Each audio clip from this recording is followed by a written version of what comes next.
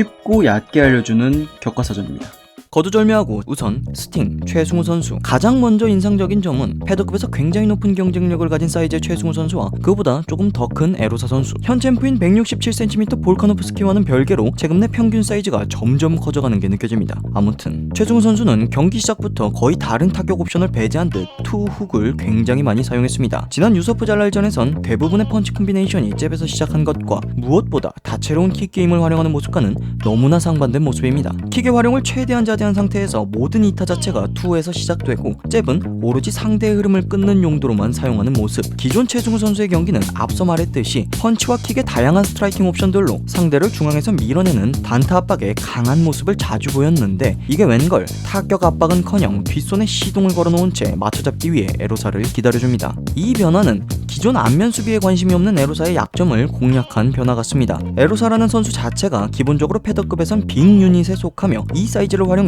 안면을 여는 채 무지성 난전을 유도하는 유형입니다. 정리하자면 최승우 선수는 난전을 좋아하고 또 그것만 하는 에로사에게 앞손과 킥을 최대한 자제하며 혹시나 있을 미연의 사고를 방지합니다. 동시에 가드가 헐거운 에로사를 상대로 간결하지만 강력한 투훅을 활용하며 에로사의 템포를 빠르게 종결, 나아가 깔끔하게 KO를 노리는 모습. 결과적으로 이 변화는 에로사의 뇌를 과로사하겠습니다. 기존 최승우 선수의 스타일대로라면 앞손과 킥을 활용하며 자신을 압박할 것이고 에로사는 늘 하던 대로 크로스 카운터 상황을 계속해서 열며 난전으로 타격을 우겨놓고자 했을 것인데 최승우 선수가 그걸 안합니다. 하여 먼저 들어가자니 투훅 치고 빠지고 투훅 치고 빠지고 원거리에선 최소한의 킥이 스멀스멀 올라오고 잽이 흐름을 끊어버립니다. 그렇다고 타격을 기다려도 들어오는 것은 간결한 투훅뿐. 진흙탕 싸움을 좋아하는 에로사 입장에선 에로사항이 꽃핍니다. 물론 에로사도 엄연한 UFC 파이터, 절대 바보가 아닙니다. 계속해서 투훅을 활용하는 최승우 선수를 간파하여 최승우 선수의 투훅을 카운터치려 했지만 그러기엔 더 빠르고 완성도가 좋은 투훅이었습니다. 그렇게 1라운드 만에 KO로 기분 좋은 승리를 거둔 최승우 선수입니다. 개인적인 생각으로 경기 시간이 짧았지만 상대에 대해 모든 부분을 통제해버린 완벽한 준비를 해온 최승우 선수입니다. 그러나 투훅에 대한 카운터를 치료했던 에로사의 모습을 볼 수 있듯이 올라가면 올라갈수록 상대들의 수준은 가지고 온 전략 이상의 기량을 보여주게 될 거라 생각합니다. 앞으로 계속해서 올라갈 선수인 최승우 선수도 전략 이상의 성장을 해주리라 믿어 의심치 않습니다. 응원합니다. 다음 메인 이벤트 정찬성 선수 대 데니게. 우선 최근 오르테간전 패배로 인해 너무나 많은 질타와 필요 이상의 저평가를 받던 정찬성 선수였습니다만 왜 월클인지 왜 타이틀전에 가까운 선수인지를 너무나 잘 보여준 경기입니다. 라운드별 양상을 따로 다루진 않겠습니다. 4, 5라운드에서 몇몇 묵직한 정타를 허용한 것 외엔 모든 라운드가 지배적이었으며 데니게에게 이게 월클 랭커의 벽이다라는 것을 느끼게 해준 기량 차이였습니다. 그렇다면 코리안 좀비는 지난 경기와 무엇이 달라졌을까? 또 데니게를 상대로 어떤 부분을 준비했을까? 자, 우선 정찬성 선수가 데니게의 앞손 훅에 대한 대비가 굉장히 잘 되어 있는 모습입니다. 데니게 선수는 기본적으로 언더사이즈 훅잡이들이 그러하듯 커버를 단단하게 잠근 채 자세를 낮추며 훅을 던지는 선수입니다. 하지만 조금 다른 점이 있다면 보통 훅잡이들은 뒷손 오버훅으로 상대를 마무리하려는 경향이 강한데 데니게는 기본적으로 앞손 훅에 대한 활용, 즉 앞손 자체에 대한 활용이 굉장히 많고 또 대부분의 콤비네이션이 앞손으로 끝이 납니다. 하여 정찬성 선수는 데니게의 훅에 다음과 같이 대응합니다.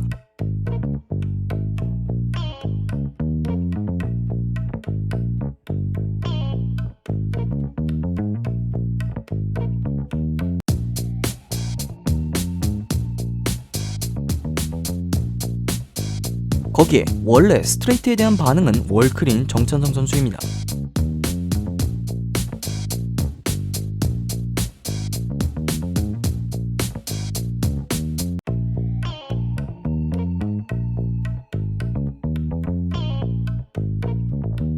추가로 데니게가 많이 쓰는 라이트를 필두로 한 쉬프팅 패턴 대비도 완벽했습니다.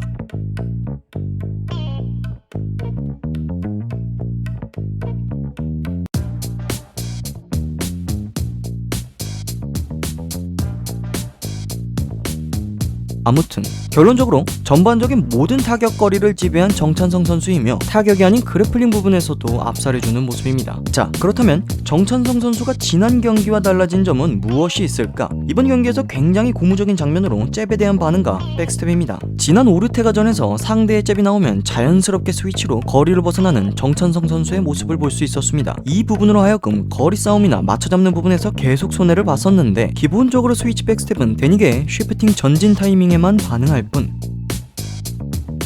대체적으로 백스텝이 나오는 상황에선 스탠스를 바꾸지 않고 안정적인 백스텝을 보여줍니다. 거기다 추가로 잽 자체에 대한 반응입니다. 해당 경기에선 잽을 패링하거나 최소한의 헤드무빙으로 흘리고 앞손 훅으로 체크를 해주는 모습. 그 중에서도 가장 인상적인 장면은 데니게가 빠르게 스텝을 밟고 잽을 던진 뒤 리핑 훅을 하는 부분인데, 지난 경기와 같이 잽에 대해 스위치로 반응했다면 크게 걸렸을지도 모르는 부분입니다. 그러나 정찬성 선수는 분명 진화했습니다. 패링으로 잽을 맞고 곧바로 앞손 훅 카운터 체크, 이어지는 데니게의 훅에 이미 예상한 패턴인 듯 완벽한 커버링을 동반한 위빙, 그리고 간략한 백스텝으로 회피해버립니다.